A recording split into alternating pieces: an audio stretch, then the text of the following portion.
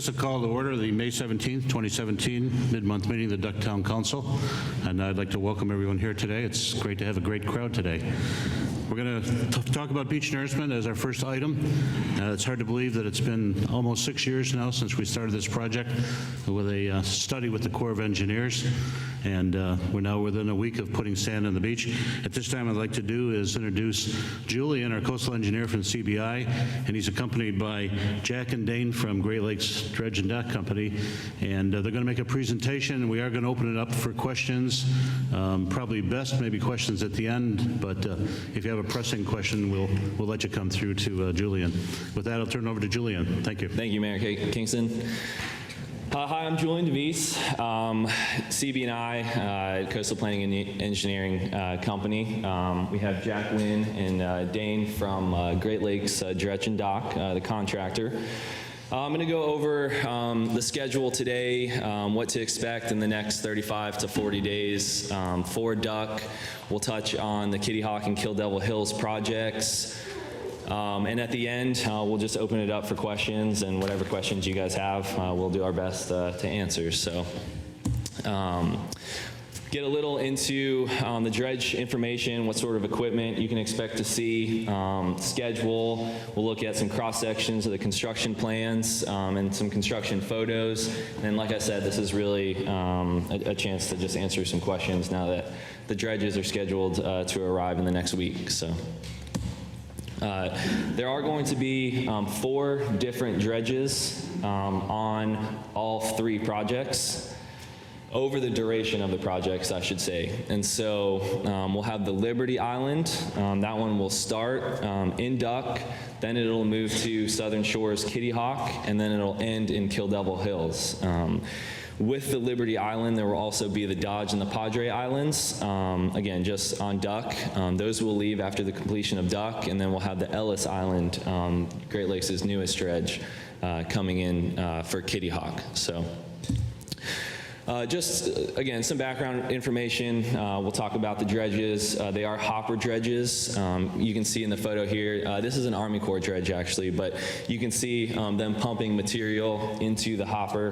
That's where it gets its name from. So the ships will sail to the bar areas, dredge the sand, fill up their hopper, come back, hook up to a pump out station and pump the material onto the beach. And so here's just a little schematic of, again, what we just looked at. They'll have those drag heads coming down from the hopper dredge. They'll be scooping that sand up, sort of like a vacuum, one on each side. They fill that hopper. They come back to these pump out locations, which is where that arrow is right there. So the top of the screen, and just some terminology here. We have the pump out station, again, where that arrow is. That's where the dredge is going to hook up to discharge the material. We'll have our submerged pipeline, also called the subline. That goes from the pump out location to onshore. There are 2. There's one being installed today, and there's one already installed, and there'll be a third for the project, and I'll show that a little later as well. And so you have your subline, and then you add sections of shore pipeline as you move down the beach. All the pipeline on the shore is referred to as a shore pipeline, and then we have our active construction area, which is where you're discharging material. You have the bulldozers working around, and that's the section that is closed off to the public. There is, just want to point out, there are, this is a Great Lakes project down in Florida, but that arrow at the bottom of the screen is kind of where they put in some fencing to allow folks to walk basically along the dune to still access the beach, but to access it outside of the construction area. So they try their best to minimize closures for all the folks as much as possible, and so they'll work with you all as best as they can. So. Looking at the dredges, this is the one that'll be here for the duration of the project, the Liberty Island. This is the second largest that they'll have here, 315 feet long, 6,500 cubic yards, which is a little over 700 dump trucks per load. So every time they're going out to the bar area, they're getting about 700 dump trucks worth of sand. The two smaller dredges that they'll have, the Dodge Island and the Padre Island, a little under 300 feet and 3,600 cubic yards, and that's about 400 dump trucks per dredge. And then the last one, Great Lakes' newest dredge, as you can see, it's pretty large. It's just over 1,600 dump trucks worth, and so that'll be here for the last month and a half to finish the Kitty Hawk project. So that's yeah, like I said, that's one of their newer dredges, and just the sheer size of it is going to be pretty neat to see it work. So. Again, the 3/4 projects with Southern Shores. We have Duck, the north, a little over 1.5 miles, about 1.3 million cubic yards. Then we have Kitty Hawk, 1,500 feet, 80,000 cubic yards, and that 1,500 feet includes, or does not include, a 1,000-foot taper that was originally designed with Kitty Hawk. So we have 2,500 in Southern Shores. 3.6 miles in Kitty Hawk with 1.8 million cubic yards. And then we have 2.6 miles for Kill Devil Hills and just under 1 million cubic yards. Looking at the schedule, I know there's a lot on there, but again, remember that this is subject to change. This is what we know at this moment. We do have the 3 dredges for Duck. Originally, or the schedule from a couple months ago, we were showing, possibly, up to 2 months, and now with those 2 additional dredges, we're looking at 40 to 45 days in that range. So it has shortened it, which is great. And yeah, just the Dodge and the Padre just kind of worked out that they finished the project early, another project, and they had some time before they needed to get to their next project, and so they were just able to kind of come here and work for a month or so, and it's really shortened the schedule down, and it's really great for the town of Duck especially. But that just to show you that things do change all the time.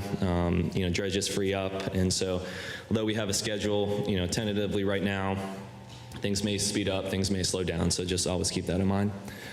The 2 arrows I have pointed there, that orange red one to bar area C, that is where the 2 smaller dredges are going to be working. And so, and about total, so by the point that they start at Duck, sail out to the dredge, excavate and dredge the material, fill up the hopper, come back, and discharge all of the material, we're looking at about 3 to 3.5 hours total. And so both the Dodge and the Padre, those 2 smaller dredges, will be alternating at one pump out location. So again, it'll be 3 to 3.5 hours cycle time for each dredge, but they'll be working together. So there won't be much downtime at that pump out location. And that blue line is where the Liberty Island will be working. And as you can see, it's about 16 miles, whereas bar area C is about 5. But larger dredge, more capacity. So that total cycle time is going to be about 5 hours for that one. And so that one you'll see a little more downtime on the beach, but again, you have that larger load, and they'll be going 2 loads out of bar area A and 1 load out of bar area C for the Liberty. But working in bar area C, the Liberty and one of those smaller dredges might be there at the same time. There's no issue with that at all. The bar area is large enough. They'll be able to work together in the same bar area when that does happen. So again, the Liberty is scheduled to arrive on Tuesday. As soon as it arrives, they'll be able to start pumping. The subline location is in, they're ready to go, so the hope is to get started Tuesday. The weather looks good until then. It's heading up to Norfolk this weekend. It's finishing its project, getting the last couple dry dock days, and then coming down here, so not dry dock, just at the dock. So it should be here Tuesday, so they'll start at the Liberty. And I have a couple more slides to show this a little better after. I just want to give you a general idea here. Then the Dodge and the Padre are going to be here before the end of the month. And then so they'll be starting at the north end of the project, and the Liberty will be starting at the south end of the project. And then we'll get to the Southern Shores and Kitty Hawk. That's looking about late June for the start of that project, late June, early July. And both Kitty Hawk and Southern Shores, we're looking at about 80 days, maybe a week for Southern Shores, and 70, 74 days for Kitty Hawk. And then the last project will be Kill Devil Hills at kind of the same time frame as Duck, about 40 days. So a little more of what I was talking about. Those large blue arrows, that's where our subline comes on shore. And so we'll have that pump out, or they'll have the pump out station at those subline locations. And right now we have one at Widgeon Road. That is for the Liberty Island. And so that dredge is going to be working solely from that pump out location. Again, I'm expecting it to be here on Tuesday, and should work until early July here. So then we have the one that went in today at Ocean Bay Boulevard at the north end. And then there's also one at Diane Street that has not been installed yet, but will be in the next couple weeks. So the Dodge and Padre are going to start working at Ocean Bay Boulevard and start working north, and the Liberty is also going to start working north. And I have a couple slides to show that, but again, each of those subline locations, this is what you're going to expect to see at each of those when they're working from them. So there'll be two areas going on at once, one for the Liberty, one for the Dodge and the Padre. At each of those locations, you'll see something like this. You'll see that pump out station with that submerged pipeline, and then as they move down the beach, they'll add more and more sections of shore pipeline. Then when they've completed that, they'll swap over and go the other way, removing the shore pipeline on this side and then adding it as they move down the beach in the other direction. And so, again, we have our subline locations. The first area for the Liberty is going to be going north from Widgeon Road. They're going to be working about 1,500 feet north from that area. And again, that's really dependent once they see what kind of material, or get an idea of production rates from actually dredging in those bar areas. They'll have a better idea of how far north and south they should go with each of these pump out locations. But right now they're looking at about 1,500 feet, Widgeon Road.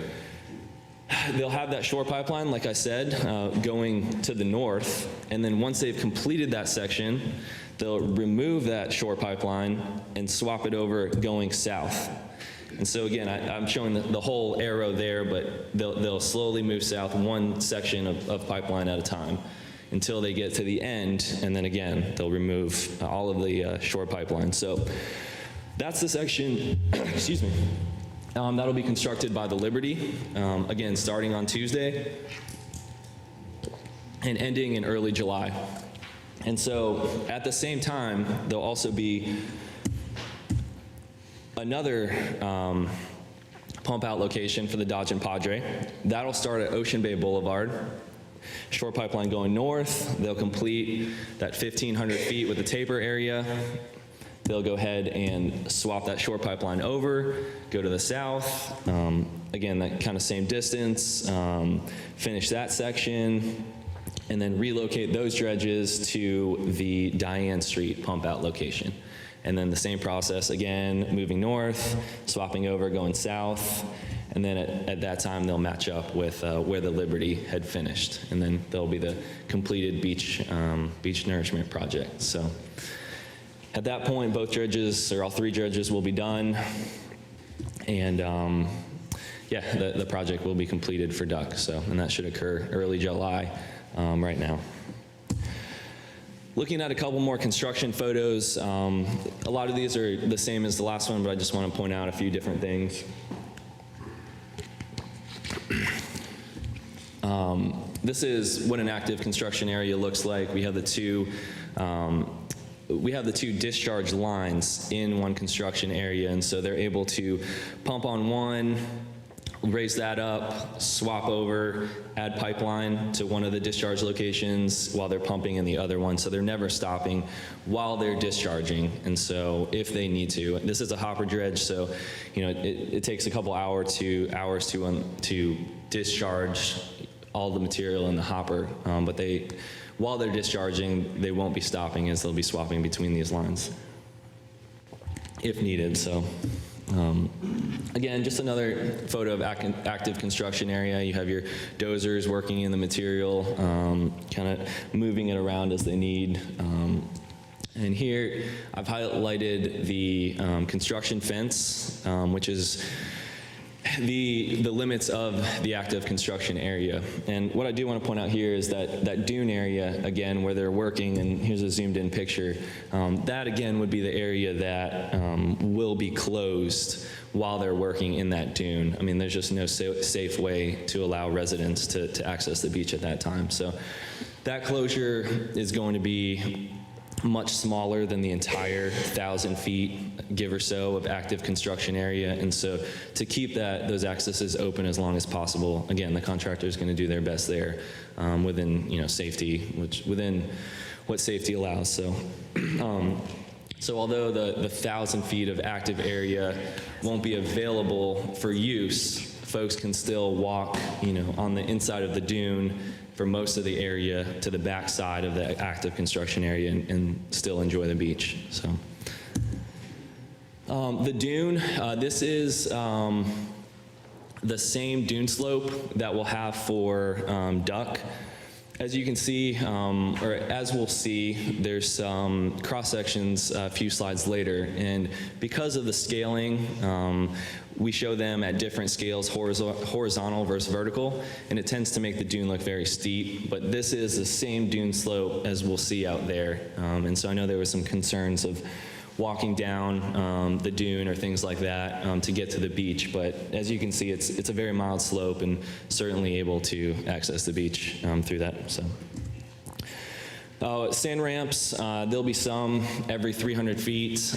Because that shore pipeline at the subline location where the subline location comes on shore, because the shore pipeline will extend from there, in order for folks to reach the water, there'll be sand ramps at minimum every 300 feet. So they'll always be able to access the water outside of the active construction area, of course. So.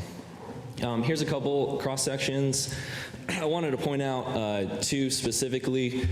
This is our typical cross section, is what we've been seeing in duck. We got the pre-con survey. I guess just a refresher. The bid documents were based on the May 2015 survey. And we got the pre-con survey every 500 feet. It was conducted on April 30th. So we've updated the plans. The volumes look very similar, actually. In general, the north area and the south area of the construction template seem to accrete material, and then the center portion seemed to erode. And so overall, we're looking at very similar volumes as we had 2 years ago. And so here, our native dune extends to about 23 feet, and that's that dashed line. And so you can see the additional 20 feet of dune crest called out right where it says elevation 20.0. And so that extends the dune farther seaward. And I know there was some questions about walkovers and that sort of thing. And again, the dune will be mildly sloped. I know here it looks very steep, but that picture from before is exactly what it'll look like. And so I wanted to point this out because there is one area of the project near North Snow Geese Road Drive that our dune is the lowest, and we're looking at about 17 feet. And so the dune will come up 2 to 3 feet there. And so we are going to look at that with the town. They've made us aware of it, and that is actually south of the first of Widgeon Road, and so we'll have time to properly address that and make sure that those folks are able, or that we're not going to be covering the walkovers or that sort of thing, or the top of the walkovers, I should say, and so that they'll be able to access the beach as well. But it has been mentioned by a few folks, and we are going to take a look at it before we get there and make sure that we're able to handle that. So.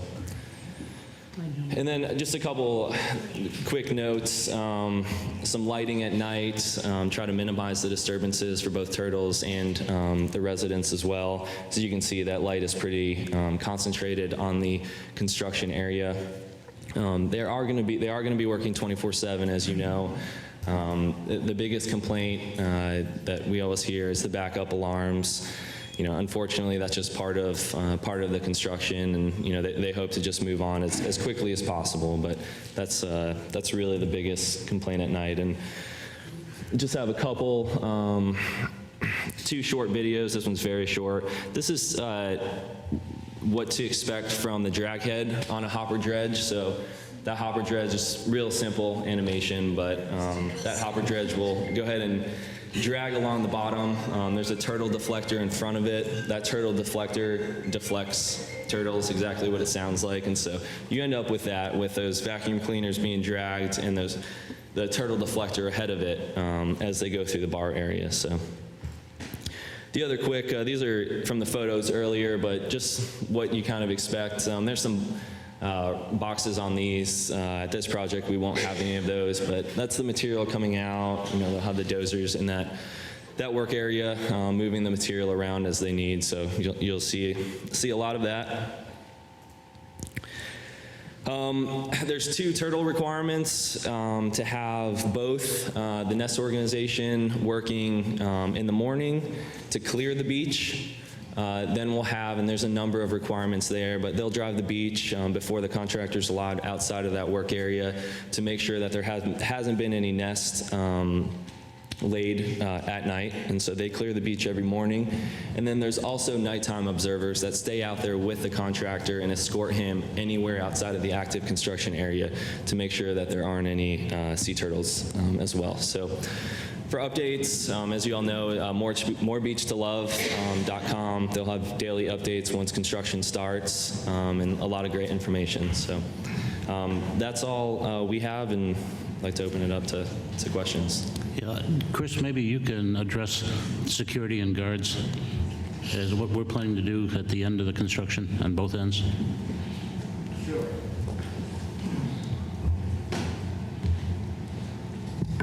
Well, in addition to, Great Lakes will have their own personnel there to monitor those areas, but we're also planning on having guards positioned on each side, both to help with public information, but also because as people come down and access the beach, access the water on the other side, we're likely to have a higher population of people there, and so we'll have extra guards in the area to help monitor it. Good, thank you. I'd like to open up first for questions from council to Julian or Jack or Dane. Julian, I had a question. Sure. The time rotation, the cycle, the 3.5 hours or the 5 hours, does that include the discharging of the material? Correct. It That does? includes Okay. everything. Yep. I didn't know if it was just the travel time No, or... that's a full cycle. Okay. That's a lab. Yep, exactly. Lab. Yep, That's a lab. exactly. Thanks. Sure. And they're dredging 24 hours. Correct. Yep. A question on the dune shape and what that means as far as walkovers. Sure. Assuming we're at a 20-foot elevation, and right now we've got stairs going down to the beach itself. Everybody's trying to figure out what to do. Absolutely.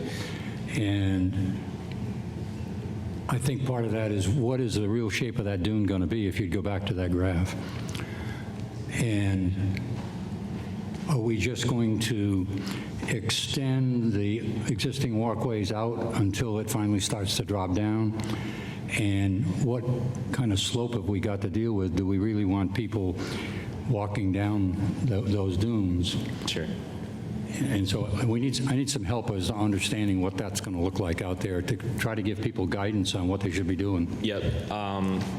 So again, this is your typical, or this is the exact same slope as we'll see out here. So not nearly as steep as it may look in the cross sections, but to give, I guess, looking at, wait for a second, the crossovers there on the right side, those simply, the top of the crossover is still above the dune elevation, which is what we see a lot of here. There is the one area near snow geese, which that may be a little different, and like I said, we're going to look into that area. But here, we've covered it basically to that top elevation, and so the folks basically just walk on, it's the seaward dune crest. And so now they're walking down the slope, and they are walking down the slope of the dune. And so in a perfect world,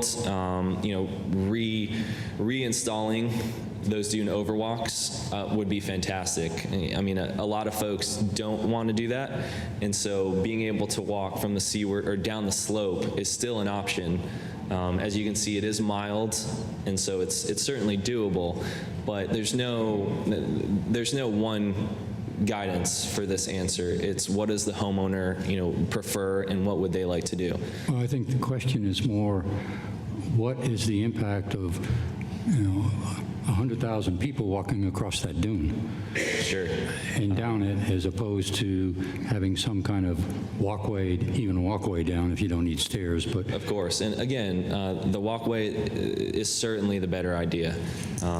There are areas that we've seen a lot of where you'll end up getting, your dune coming across, and there will be a small depression of where everyone's walking. And so it will happen if enough people walk over, a long enough duration. And is it going to adversely impact the entire project? No, but is it going to have an impact in that area? Certainly. And so if the folks are willing to address that would certainly be the best course of action, but it's not an immediate, I wouldn't say it's an immediate concern. You're really talking about a temporary situation here. Yeah. Until such time as stairs get built and the dunes get planted and fenced. I'm sorry, Don, I couldn't It's a understand. temporary situation until we plant and fence the dunes and people get stairs built. And you can go ahead, you can build your stairs right away once the sand is replaced on the beach. I mean, Correct. it's not like you have to wait for it to settle or anything. So if a homeowner or property owner had an ability to get those stairs back out there, they wouldn't have to wait for any reason. They Correct. just- Correct. As long as they're past the active construction The area. problem I'm having, then yes. Monica, is what is the slope out there when we talk about putting stairs? Is it steep enough to put stairs, or is it so gradual that it's a lost cause?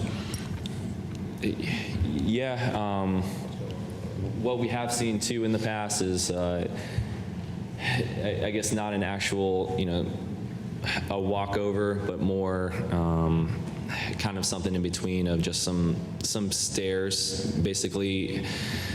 Having trouble describing it, but Well, can you get us some examples so we got an idea what you're talking about? Well, maybe we could even just get some, if it's going to be a ramp situation. I mean, sometimes you can get those wooden ramps that, that people buy. that's maybe- exactly what I'm trying to describe. And then you could just probably have that as your delineation where you want foot traffic to go. It would overlay, and it would be temporary. Maybe it would work for a while. I mean, those aren't that expensive, and it would Okay. be a place to kind of And direct that's exact, foot and traffic. we'll be able to provide plenty of photos of those examples, and Jack was just saying they have a lot of those examples on the northeast coast as well, so Yeah, we'll be able to provide all of that. Julian, I think that's one of the questions that, I've heard is sort of the post-nourishment, like what are the do's and don'ts? Because, the town and the taxpayers and everyone is going to invest a lot of time and Yep. blood, sweat, and tears into this project, and the last thing anybody wants to see is all sorts of endeavors willy-nilly that are going to destroy all Sure. of this hard work. So if there's some sort of concise do's or don'ts, Yep. just like when you have a new floor laid or, Sure. a new paint job or what everybody knows, it's not cured yet. Yep. So that Sure. would be really helpful. Of course, and the biggest thing it is to stay off the dune as much as possible. I mean, there's no doubt about that. After that, sand fencing and sprigging as well, by far, the two biggest do's. I'm sure you've all seen Nag's Head. We've looked at it several times. They did not have sand fencing there. A lot of that sand blew back. So sand fencing, especially right off the bat, that'll help with that a lot. But then the dune planting as well, especially long term once that settles in and holds that sand there. But sand fencing is probably, I guess they're both really the two biggest dues. And then as best you can, you want to stay off that dune as well, both for impacts to the sprigging and the sand fencing. But I mean, anytime you're walking, you're going to have an impact on it. And so I understand that you're trying to get the best way to do that, and we'll provide as many examples as possible. But we realize, you know, it's the real world, and if there are folks that don't want to reinvest in a mild slope on the dune to install an entire new set of stairs, there are the sprigging and the sand fencing, and you know, trying to minimize your impact, your walking lane on that dune slope. I'm sorry, but I think what we're up against is people are trying to plan what they should be doing with this versus the stairs they have. And we've got two sets of stair problems. One is the individual oceanfront property owners, which has some traffic on it. And then we've got the subdivision access stairways, which are going to have a lot of traffic on them. Sure. And so we need to come up with some guidance or a position as to what we think, with all the money we're spending on this, is the proper thing to do for the long-term protection of this dune. Sure. So I think we need some help, and we need it quick. No, absolutely. And I think the best course would be for us to provide you certain examples with cost estimates. And then at that point, I mean, I agree, those public, or not the publics, but public accesses, but the accesses with a lot of foot traffic, I mean, it would be best to try to come up with something other than, you know, let's just walk across the dune. And so if that's a possibility, you know, there's no question that that's the best course of action. And so we can certainly provide, you know, cost estimates for what that is to install and some examples that we think would be best. Well, right now, the town has codes that specify what has to be done. Okay. Well, I mean, I think it's optional, you know, to do or not do something. So best practices would be very helpful. I think we're all saying the same thing, but I mean, conceivably, somebody could say they're not going to do a walkover, right, or a stairway. Conceivably. I mean, it's, you know, they don't have to do anything, is my point. Usually we do not see any additional stairways added.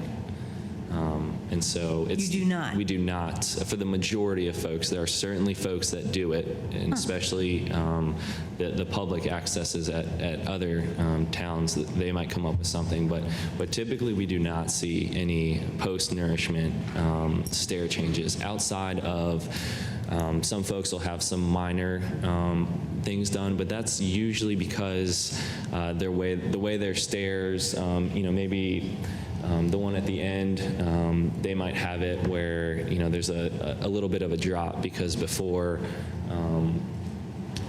or maybe it'll have elevated a little bit, and so they'll need an extra stair or two to get up to that dune, you know, something like that. But in terms of folks walking on the slope, that is typically what we see. But there are certainly other alternatives, and Could do some sand fencing. Sand fencing is part of the project. Yeah, sand fencing to kind of keep Yeah, people the sand away. fencing is Agreed, obviously yeah. going to help a lot. I mean, to guide people. And the sprigging helps the most with guiding folks because they'll, you know, you leave a path at each access way, and so that in itself typically is the best way to guide people down a certain path. Keep them funneled. Exactly. At this time, I'm sorry. There's also post and rope fence too. I mean, that's to border the sprigging. It's essentially the same thing, but it just calls it out even more. So. At this time, we'll open it up for questions from the audience. Who pays for the sand fencing or the plan you all described? Is that homeowner responsibility? No, it's part of the project. It's part of our post-nourishment project. Wait. This is for folks going to Dredge. What does the downtime on the beach look like? So while they're not discharging, Like for So the pipe, there won't be anything coming out. The bulldozers will most likely be shaping some material. That'll give them some time to maybe add some sections of pipeline, move down the beach. They may be working on the dunes. But while they're pumping, you know, they're working in that area where the material is being discharged, and while there's no material, just time for them to kind of catch up on things that they need to do. So, yes, sir. What's the grade of the dune, slope of the dune, going to be? It'll be 5 feet horizontal and 1 foot vertical. And again, it's very mild. And again, this is an actual slope on a different project. A 12 on, that's a 12 horizontal to 1 vertical. So that is about half as steep as the dune. So it's not a steep grade. Correct. You know, I mean, there's an opportunity for a lot of people who overreact to the stairway. Sure, sure. But after thinking about it, I wouldn't react to it before the fact. I would wait. After. Agreed. And we'll, before they start constructing each section, they'll install grade stakes along that line. And so that really gives us especially, and you know, homeowners, if you're out there, to take a look at what to expect. And each grade stake will have the exact elevation at each portion, so you'll be able to see that. Yep. Yep. Correct. We'll try our best to address each situation individually, but at the end of the day, I mean, the best course of action is to plan for it. Yes. Absolutely. If I could, before you ask a question, if you could stand and get the mic, because not everyone is hearing your questions, and we'll just move it around. Everybody will get a chance. Hi. So we actually had representatives from the town kindly come out to look at our dune and help us assess the stair situation, and Carpenter as well from Carolina Dunes that's doing the ocean access. And we were told the same thing that you said, kind of, we probably won't have to add steps, and further, that it might be that we wouldn't be allowed to add steps or walkways to have the, you know, walkway down the dune. So, you know, as soon as the town can decide what is going to be okay in terms of building, because I was about to make a big deposit with the carpenter, and fortunately was able to stop that because it seems like things are in flux.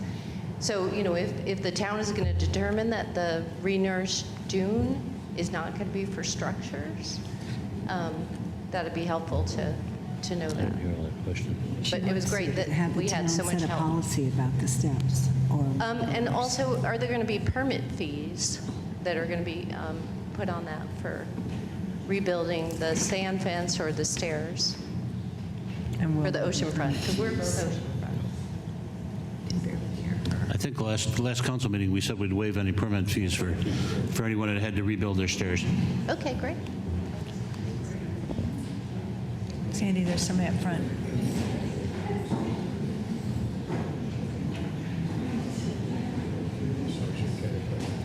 Could you go back to your slide where you show the shape of the dune? Guys, On the cross sections? Yeah. Is that, Yes, please. I got an email that I believe that said that Diane Street is the street I'm interested in, and that's this one actually, so.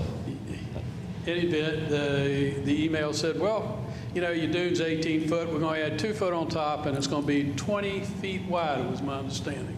Yep. Now, I envision that as being flat, across, It is. relatively flat. Yes, sir, it across is. the top. Okay. Now, having said all that, back to the stairs. In order, as it stands now on Diane Street, we put in steps after 3 or 4 years ago after the hurricane that wiped out our dunes. And right now, the sand stands 4 feet, maybe 5 feet above where the access is, where we've been walking through, that's much lower. And so we signed the papers that you said, saying, Sure. hey, you can fill all that in. Sure. Great. So now I see that we now have to build stairs up to get to the top of the dune, just to get up to it, to where it's 20 feet. And it was just fine. You know, but I'm trying to describe what I'm thinking that's got to be done. And then I would think you'd want to put a 20-foot platform with handrails and all that. We would like to keep the folks off the dune and on this, you know, from destroying the thing. And then at the end of the 20 feet of the flat portion, what you're showing is, you know, you can just step off the end and walk to the beach, right? Correct, if you'd like to do that. Sounds simple enough to me, if that's what you... I just want to make sure, so this profile is from the surveys done April 30th of this year, and this is at Diane Street. Okay. And so what this is showing is that the dune's about 22 to 23 feet right now. Their access is Yeah, but the access is cut right down 5 feet. You don't show that, but you know, you got to climb up to get to what you're going to have. You don't have to climb up 4 or 5 feet. So we're looking at more of a situation like this, is what you're saying? Yeah, we're on the left-hand side. Is that it? of the thing. Okay. We need to get up to the top. Okay. So we need to build it. And in fact, I just assume you're going to cover up everything we have, but it's already covered up with the dune is built back with over time with the sand fences and what have you we put in. Sure. What you described with the stairs up and then the 20-foot platform would be ideal if you all are willing to install that. Similar to this area, where we're going to go look at Friday or this weekend to kind of address that as well. And there was another area that they said that the town mentioned that had cut in that we were also going to look at. So we'll specifically address those areas and take a look at those as well. At this time, what you explained would be the best answer of the steps with the platform, and hopefully it being simple enough to add that. Well, and my second question, if I may. Sure. You have a pumping station at Diane Street, you said. Yes, sir. Now, is that a diesel pump in there somewhere that's moving that stuff parallel to the beach to wherever it? Jack, do you want to? Is there something on the beach? Is there a pump? No. There's actually no pump. comes from the ship. All right, so there's no pump on the Ships. beach to create noise all night long or anything like that? Super. That's There will be the bulldozers working all night I long. understand. Yeah. I just want to make sure that's not a surprise. I understand. We should issue earplugs to everybody that checks in. One of those masks. Along the same line, I'm just wondering whether this is a policy change in Duck, because everybody accesses the beach by going down steps. Now you're talking about accessing the beach by going down the dune, walking down the dune. I mean, we have signs all along the beach, don't walk on the dune. Is this a change from steps to just trampling down a dune? Is that going to destroy our dune?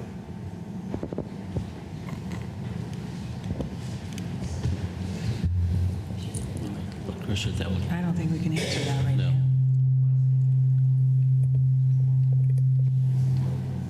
So it really is a policy change.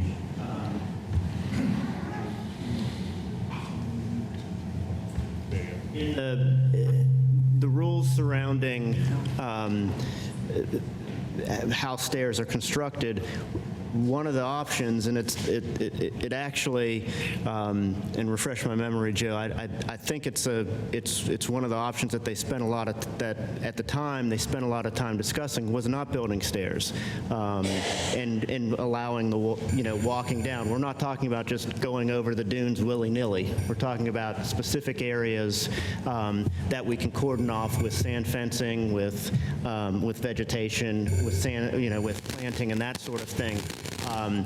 And so it really isn't a change. I mean, one can argue that when you go out there and you put in 16-foot pilings and you do all that other stuff, you're almost doing as much damage to a dune as walking over it. Now, if you have thousands of people doing it, like you said, you will have an impact on that, and so that's something to keep in mind. But in general, the walking over isn't a policy change in the terms of having it focused, staying off the dunes. You have to be able to access the beach, and so one of the methods to do that is to not disrupt the entire dune by putting large structures on, but just walking over.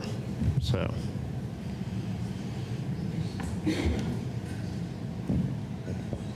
What about people that are somewhat handicapped by age? Knee replacements are a big thing, people just getting around. They'll be able to walk down a slope of sand versus walking down steps? You're getting into areas that are, because these aren't town access points, how the ADA and that sort of thing applies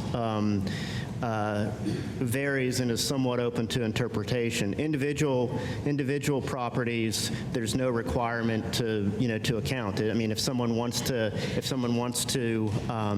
build something to accommodate knee replacement or something like that, then that's something that under certain circumstances can be allowed by code. If you're talking about North Point or Sanderling or someplace, the ADA requirements could come into effect. What they do is they just get you to the top of the dune, basically. They don't get you down. There's no requirement to get you down, so. And in those cases, in those cases, obviously it's going to be on a case-by-case basis. Some of the things you see, some of the products that are out there now, there are things that you can put down on a temporary basis. They're basically mats, that sort of thing, that you see at a lot of, Kill Hills actually has some of those at their public sites and that sort of thing. But in terms of specific requirements, we don't have any specific requirements. And if you think about the slope of 5 feet, just dropping 1 foot at 5 horizontal feet, that's actually a much less of a slope than a typical stairway or something would be that's providing access presently. So if anything, it would end up being a much more usable situation for somebody with a handicap, or somebody who is using one of those beach chairs with the big, it'd be much easier for them to gain access than it would be under having a current walkway.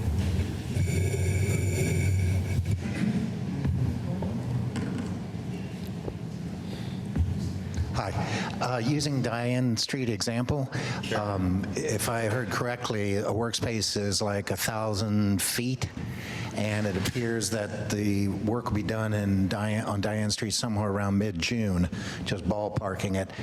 Can you give me an idea of how long the beach would be closed, say in that area, just as an example? Sure. Also, since I live there.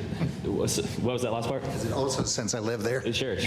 I'm going to answer it one way, and you let me know if I've answered it. The active construction area is going to be about 1,000 feet, and that will move, or that will be gone in about 4 to 7 days. And so it's going to vary whether, repairs, downtimes, all of that. But you'll have that 1,000-foot section from the time it starts in front of your house to the time it's moved, anywhere between 4 to 7 days. And then that small area that will be closed, that you cannot access the beach, will be 1 to 3 days, maybe 2 to 3 days. But those other times you'll be able to access through the dune to the nearest open beach. Can you show that slide again, Sure. Julian? Could I ask, too, a follow-up to that? Because Diane Street seems to be where the terminus of the pipe coming in, the submerged pipe is. So that stays for the entire duration of going north and south, the one that's pumping it from the sand? Correct. If Diane Street was the It's one of the three, but yes. access point. So that stays while they're going north and then going south. So the impact right there at Diane Street for those folks, because the access pipe is there, do they just get to, even though once the construction's kind of gone north or gone south for them, they can still sort of walk around that pipe? Correct. They'll be able to walk great. around along with those sand ramps. Sand ramps will be there too, Okay. but that area won't be closed the whole time or anything. It's while they're working there, it'll be closed. Once they've added shore pipeline, it will reopen like every other section. That's good and for then Widgeon, this- too.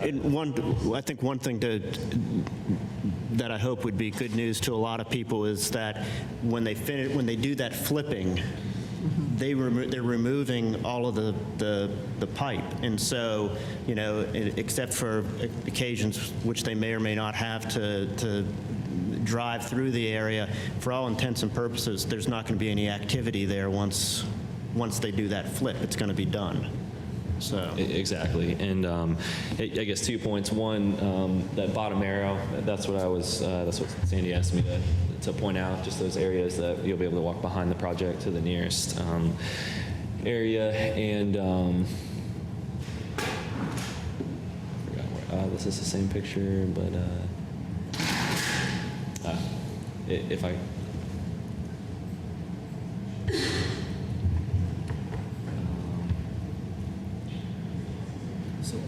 And I just want to point out that the staging area is at the FRF property. And so while they're at any of the active construction areas, they may need to go back to the staging area for more pipeline. They always try to do that early in the morning, late in the evening to avoid, you know, traffic. Obviously, holiday weekends coming up. Try to avoid driving up and down the beach, you know, when it's crowded, you know, as best they can. There are emergencies. They may need to, but typically they'll have a smaller piece of equipment ahead, kind of asking folks to just move out of the way while bulldozer or excavator is coming through. And so they will try to stay off the beach as best as possible, but you know, they have their equipment at the staging area. And so if they do need pieces of equipment, they will have to travel along the beach to there. And they also try to stay by the water line and out of people's way as best as possible.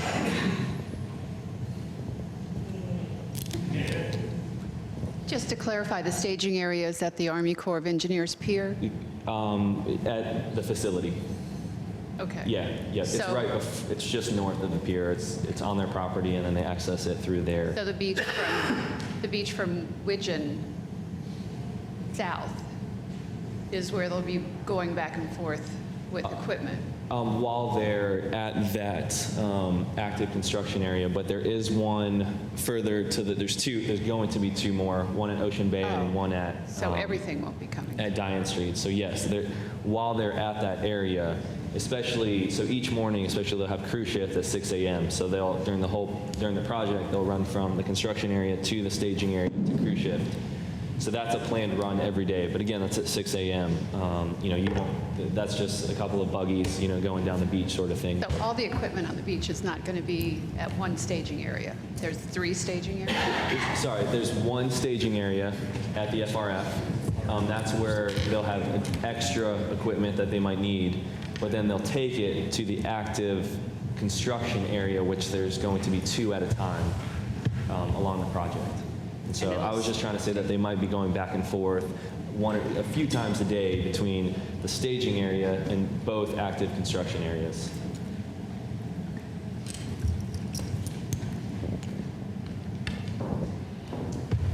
Currently, I'm in Sound Sea Village, and currently the vegetation on the dune looks great.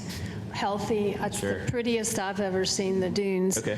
And so I hate to think that you're dumping 2 or 3 feet of sand on there. On the other hand, if it's paid for as much as we're paying for it, I don't want to miss out on any sand. Sure. So I don't know if you can just address that, but I would hope that the end result is that we end up back with this healthy vegetation, because it looks really good. Great. Is it on top of the dune or the dune face? Both. Okay. All around, behind the dune. Sure. It's just Behind the dune, that won't be affected. It's typically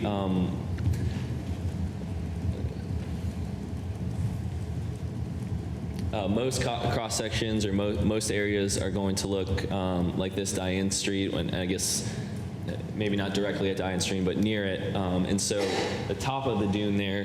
There should be more. Okay, so the very top, where it says range 279.6 in that area, that part of the dune will be undisturbed. So all that vegetation will be fine. The vegetation or the dune face will add additional material on top of that, and that's where the additional sprigging that the town's doing hopefully will end up how it is back now. But the top of the dune and anything behind won't be affected unless it's more of a situation like this, but still, the backside of the dune will never be affected by that. It's really the dune slope and the seaward dune slope. So.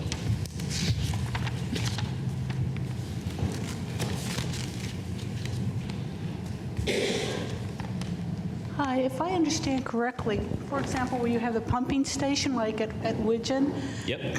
you come out and you work north for some distance, and then you work south. Is that right? Correct. That. Now, I'm just really curious. How do you decide, what are the reasons you decide to go one direction versus the other? North, well, I'll answer part of that, and then I'll let you guys answer the rest. But they pump both ways just to maximize or to minimize their pipeline length distance. The farther you pump, the less production you get. And so that's the reason why they go north and then south. I think your question specifically is why did they choose north and then why did they choose south? Jack?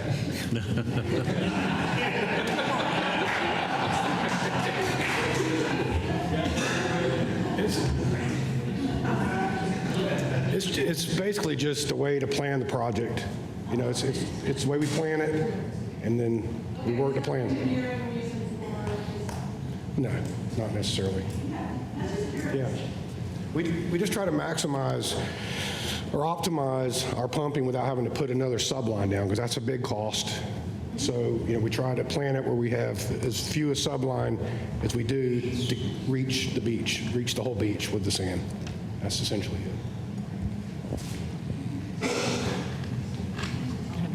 There you go, looking the wrong way.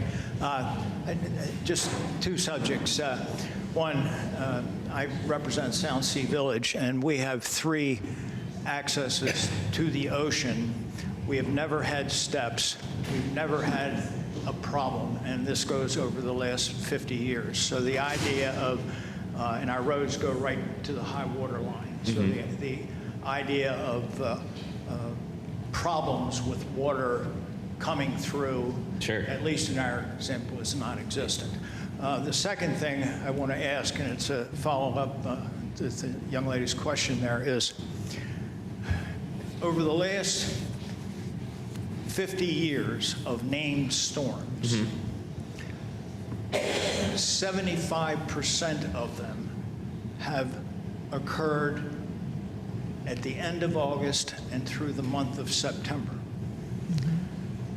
If you are doing this work, and safety is the key, and I can remember you guys saying, it costs you $1 million if you have to get a barge back to Norfolk and then back.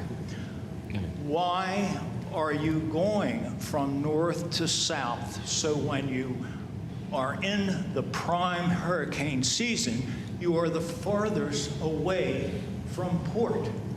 It would seem to me logical. I think I'm asking a logical question. I hope I can get a logical answer. I mean, it's the idea of during the hard storm season, you want to be close to port. All right, I'll take that one. The port is Norfolk, Virginia. Yes. So, you know, You're putting yourself 20, 25 miles further south. that's right. But I guess the question is why? It's not that far. Why did hurricane season? That's where they live in. Are you guys too far to do it? It's just, once again, the way we plan the job. I mean, when we've got a hurricane plan, and when a hurricane is coming, which we've been through lots of them, we start acting a week ahead of time. You know, ships will go, equipment will go, and I get it, there's 10 miles further. Okay, well, yeah. I also think they're really talking in, because it's not only getting the dredge up there and the equipment, but it's also, you know, properly, tying it down, making sure that it is in safe harbor. And so they're talking more in weeks, and we're talking more in hours. And so that doesn't have as big of an effect, because it's not just sailing it up there. You know, there's a lot more to it once you do have a storm. And so, again, Sure, but I understand your point, but I just think they're talking weeks preparation, and here we're talking an hour difference, and so it's not as big of a consideration as, the extra hour helps, sure, but they've already planned, they're already planning on leaving, a week ahead, and so whether it's a week and an hour or a week, it's not as big of an issue there, but I certainly understand your question. By the way, Henry, we're glad Duck is going first. Yeah, we don't want to switch that right now. Don't talk him out That's of it, the answer I please. should have gone. Good answer.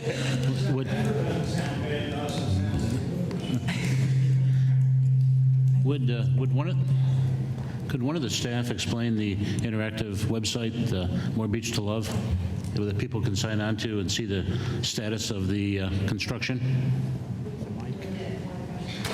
Okay, we'll take questions. Yeah.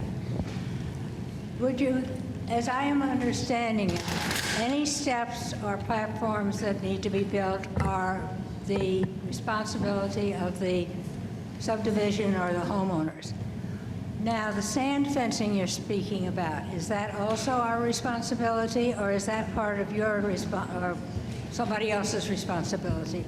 And if so, what is the time frame on that? When would we expect that the sand fencing and also beach grass, when that part of the project would be initiated? All of those items in the project area are covered under the cost of the project. So sand fencing, when the project is being completed and while it's safe to actually put it in place, we'll start doing that. Area by area, we may be waiting until the entire project is done and then putting the sand fencing in place. No, just Duck. We're just speaking about Duck. I don't take responsibility for any of the other projects. And then as far as the planting of the beach grass and the sea oats and the fertilization, that will take place with the planting cycles. So we'll see, I guess, sea oats? Sea oats are actually going to be, they're going to start planting sea oats on the rest of the town next week, and we're going to work around the project to get the sea oats planted this spring, and then they're going to come back in the fall and plant beach grass. So, and those are our normal cycles, and that the planting and the fertilization is something that we've been doing every year, and that we're going to be continuing to do every year. We haven't done beach grass in the project area because where it's planted, it has been eroding away. But we have been doing sea oats. So once this project is in place every year, we will be doing both sea oats and beach grass and fertilization. I hope this question's simple. We manage a bunch of homes. And as you said 1,000 feet is closed at a time, correct? Correct. And your beach access points are every 300 feet, is that correct? The sand ramps? Yes. Yes, correct. Now, as each 1,000 feet is closed, and a guest calls us and asks, where do I access the beach? How do we know where to direct them? Is there a map that lay out each point so I can sit there and direct them there, or? This is probably a good segue. Perfect segue from that. We're going to try and get the map up on the screen for you to see, but on the morebeachtolove.com site, you will be able to access the Town of Duck project map. And as we get the updates from where they are, we will be putting it on this map, and it will be in red where the construction zone is and in green where it's complete. So we'll have some pictures up and some stage that you can zoom in. It's kind of working here. You can see the northern and southern boundary right now. And as it begins, so they're going to begin right around Widgeon. So it'll be red from Widgeon to 750,000 feet, whatever it is. We can put it in there, and you can zoom in, zoom out. You can put in that little the little hourglass right up there, magnifying glass, you can type in a specific property, and it will pinpoint it on this map. And you can see, zoom in where it is and where you can direct them to go. You can embed this map right onto your website if you like. We're also going to have guards too that'll help people in real time. The guards will be there to help people too. And again, Julian said they're going to have that line behind the project area as they finish sections. You can walk behind to get to an open beach area.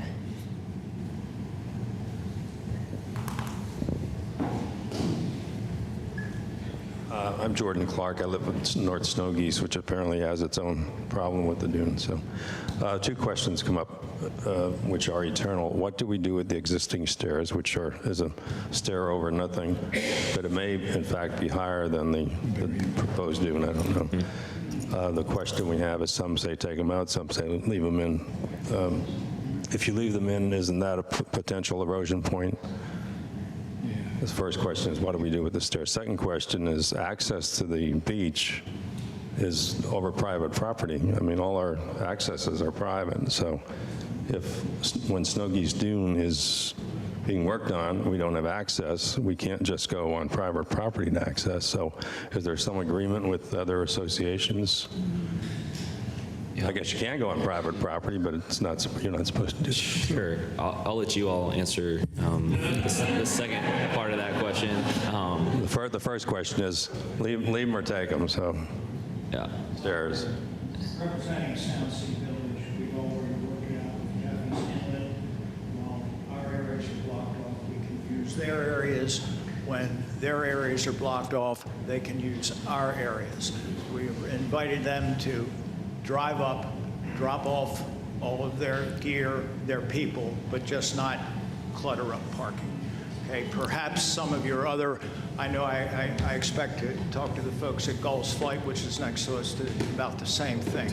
Perhaps some of your associations can work together to address that issue.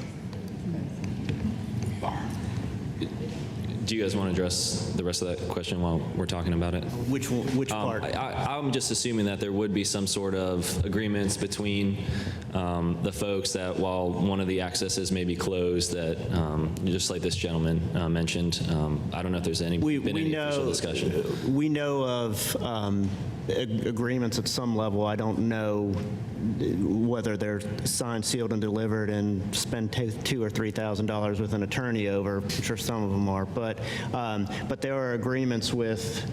We know of agreements between various community associations for the access. We don't have the authority to do that. So it really is going to end up being on a community by community basis. One thing again we do want to emphasize, and I do understand before someone says it, that 1 to 3 days is a long time when it's a week vacation, but that's what you're talking about as far as the closures, is 1 to 3 days, and the rest of the time there should be some level of access to the beach. Correct. Yeah, and the steps, again, what we typically see is, and let me go back to that dune picture, is folks will end up leaving their steps in. I think I passed it, but. A good example is south of the pier, which is a relatively stable area, and we get natural sort of occurrences of erosion and accretion. It's not unusual after some erosion for us to go out there and people are cleaning off stairs that were there 10 years ago, and they're reusing them. Those are now their access points. So, my recommendation, and I defer to Julian in Great Lakes, but my recommendation is, if you don't have to remove them, don't go to the expense to remove them. Just let them cover them and move on. Yeah, it's typically not something that we see for the homeowner to remove the overwalks. Doesn't mean that it can't be done, but we typically never see that happen, actually. And so they may, like Chris said, pop up down the road and to be used later on, but we don't see them being removed when we do these projects. I hope that answers your question. I mean, it's really a case-by-case basis, and again, that snow geese area with the dune being as low as it is, it's a little different than the rest of the project and those few other trouble spots. So we'll again go take a look at that, and if there is a different recommendation, we can certainly let you know and maybe post that as an update. But we do not see folks remove them prior. You're welcome. Are there any additional questions? Front row. This is a little bit of an aside, but right now there's a very nice sandbar off Carolina Dunes, Sure. which increases the usefulness of the beach and the activity. Okay. How will this affect sandbar? Will that be sort of smoothed out, or and the loss of sand as the next year and the year after, will that actually create any sandbars? Sure. So this is something that was touched on last meeting in March, but I'll just quickly run through these slides. It's all in the presentation on the Town of Duck's website, but that's the construction template that we're building, but we realize that that's not what is going to happen, and that's not what we want either. We want to fill the entire template, and so the idea is to create a sandbar offshore by having that material adjust. And so there is a sandbar out there now. We'll most likely see some accumulation, or we will see some accumulation on the existing sandbar. It may relocate farther seaward now that we've added material across the whole profile. So there will be a sandbar. Most likely there will be additional material that is on the sandbar after the project, and whether that relocates it seaward because there's more material is likely.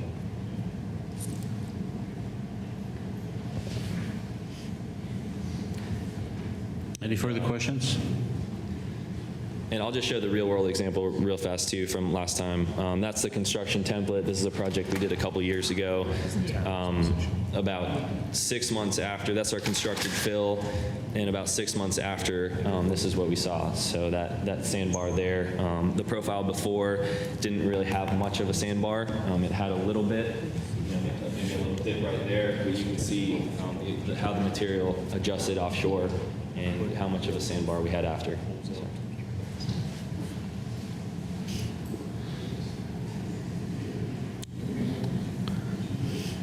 No further questions? We will be holding public meetings every other week. Correct. Starting May 31st at 1 o'clock.